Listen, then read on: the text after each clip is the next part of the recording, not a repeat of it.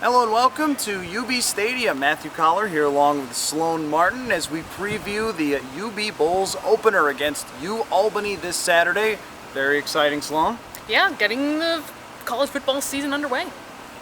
And there's a lot to look for this year when it comes to UB's football season. They have an old quarterback who's a senior, but a brand new coach in Lance Leipold. Sloane, what do you think that Lance Leipold is feeling right now? This is going to be his first Division I game that he's ever coached. Yeah, his first Division I game as a head coach. He has been at the level before, but this is the first time for him that he's going to be seeing his system implemented at the Division I level, the FBS level at that, and to see everything kind of come together, see what he's been implementing the last several months, and see it actually executed on the field.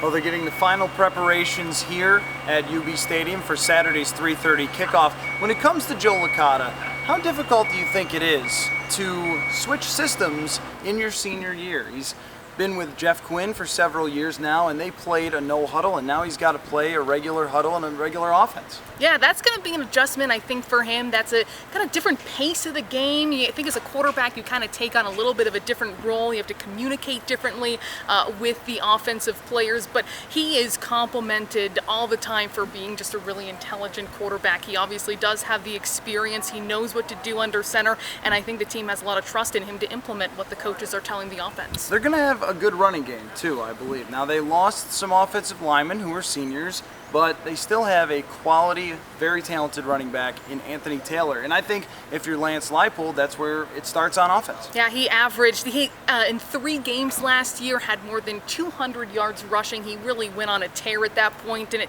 really shows the ability he has to put up big numbers, get big yards for this team. They'll definitely be giving him the ball a lot. But what can we expect from UAlbany? I think when you hear that UB is playing a team like UAlbany, you say, well, they should beat them pretty well in the opener here at UB Stadium, but UAlbany sounds like they've got a pretty good quarterback. They're in the CAA. Their preseason coaches poll put them at 10th out of 12 teams, so this definitely is a team UB, I think, should pounce on to get that first win of the season. One thing about them we should know, though, their starting quarterback was the backup quarterback at Penn State last year, DJ Crook.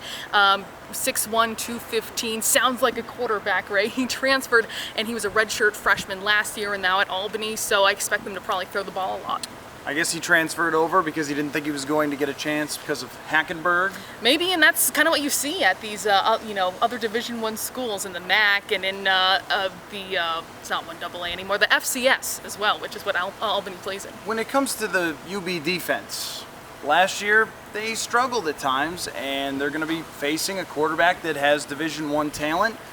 This sounds like it should be the biggest concern for UB in their opener here. I think that's going to be the biggest focus because Licata, Leipold, they've talked, nonstop about how great this offense is going to look. They've called it exciting. They've called it fun. We're going to see good things out on the field. The defense is a work in progress. Leipold is working with what he was kind of handed. They're only returning 5 starters on a defense that was, in the second half in the MAC last year. So that might be a challenge and something he might want to tweak with and improve for week 2. 3:30 kickoff here at UB Stadium, the University of Buffalo Bulls and UAlbany. Sloane will be there. You can check out her reports right here on WGR550.com.